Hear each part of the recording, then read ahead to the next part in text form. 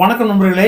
இன்று ஒரு தகவல் 360 சார்பாக இன்று நாம் சொல்ல இருக்கிற ஒரு ரயில்வே சார்ந்த தகவல் என்ன அப்படி பார்த்தீங்கன்னாக்கா, தென் மாவட்டங்களில் அதாவது கன்னியாகுமரி, திருநெல்வேலி, அப்புறம் தூத்துக்குடி, திருச்செந்தூர், தென்காசி இந்த மாதிரி ஊர்களிலிருந்து விழுப்புரம், சென்னை இதை நோக்கி போகக்கூடிய எல்லா ட்ரெயின்களுமே மதுரை, திருச்சி ரெண்டையும் அப்படி தொடாமல் போக முடியாது. அதாவது மதுரையும் திருச்சியும் போய் தான் போக முடியும். ஆனால் இந்த மதுரையும் திருச்சியும் தொடாமல் போகக்கூடிய ஒரு ட்ரெயின் இருக்கு. அந்த ட்ரெயினை பற்றி தான் இந்த நிகழ்ச்சியில் பேச போகிறோம். உங்களின் பார்வையில் இன்று ஒரு தகவல் 360. ஆமாம் நண்பர்களே, இப்போ தென் மாவட்டங்களில் இருந்து அதாவது கன்னியாகுமரி, நாகர்கோவில், திருநெல்வேலி, தென்காசி, அப்புறம் தூத்துக்குடி, திருச்செந்தூர் இந்த ஊர்லேருந்து புறப்படக்கூடிய விழுப்புரம் நோக்கி, சென்னை நோக்கி செல்லக்கூடிய அனைத்து ட்ரெயின்களுமே மதுரை அப்புறம் திருச்சி இது ரெண்டையும் தொடாமல் இந்த ஊருக்குள் செல்லாமல் வடக்கு நோக்கி செல்ல முடியாது. ஆனால் இரண்டு வண்டிகள் மட்டும் இது விழுப்புரத்தை நோக்கி சென்னை நோக்கி செல்கிறது.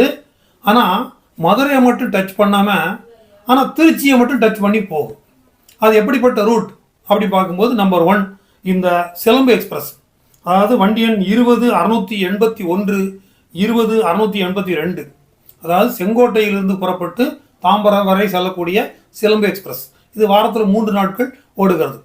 ஆக்சுவலாக இந்த சிலம்பு எக்ஸ்பிரஸ் ஆனது முன்பு மானாமதுரை டு சென்னை எக்மோர் தான் போய்கிட்டு இருந்துச்சு. ஆனால் பின்னால் என்ன பண்ணாங்கன்னா இது செங்கோட்டை வரைக்கும் நீட்டிச்சிட்டாங்க.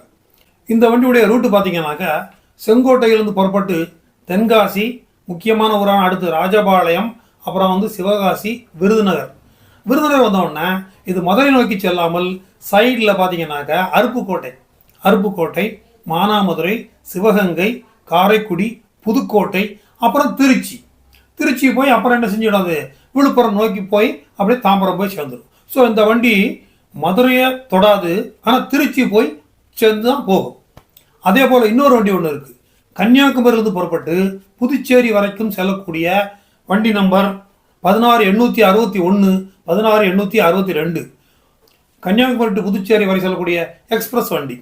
இந்த வண்டி பார்த்தீங்கன்னாக்கா வாரத்தில் ஒரே ஒரு நாள் மட்டும் ஓடுது. கன்னியாகுமரியிலிருந்து புறப்பட்டு திருநெல்வேலி, விருதுநகர், அருப்புக்கோட்டை, மானாமதுரை, சிவகங்கை, காரைக்குடி, புதுக்கோட்டை, திருச்சி.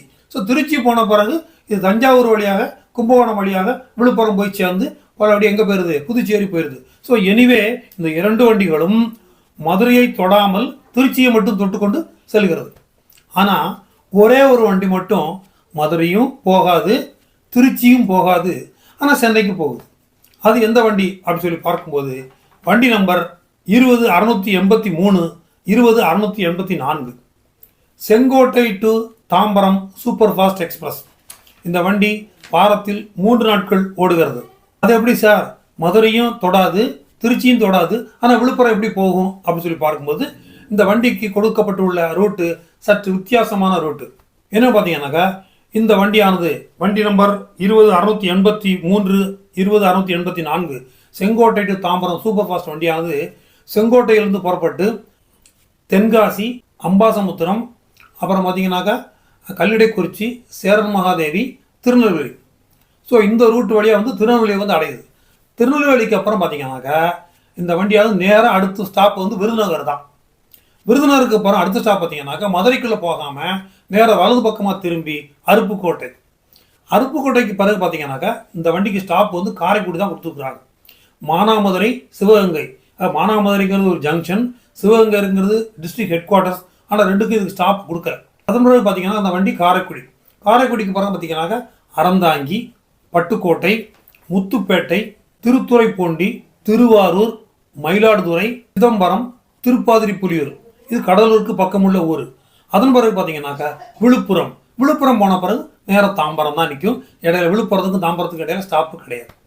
ஸோ இந்த வண்டிக்கான இந்த முக்கியமான வழித்தடத்தில் உள்ள ஊர்கள் நிறைய ஊர்களுக்கு ஸ்டாப்பே கிடையாது. ஆனால் இந்த செங்கோட்டையிலிருந்து புறப்பட்டு திருநெல்வேலி வரைக்கும் வரக்கூடிய நிறைய முக்கியமான ஊர்களுக்கு அப்புறம் ஸ்டாப் கொடுத்துருக்காங்க. ஏன்னா அந்த ஊருக்காரங்களுக்கு சென்னை போகிறதுக்கு இந்த ஒரு வண்டி தான் ஆபத் பாந்தவன். இல்லைன்னா ஒன்று அவங்க தென்காசி போய் போகணும், அல்லது திருநெல்வேலி சென்னைக்கு வண்டி பிடிக்கணும்.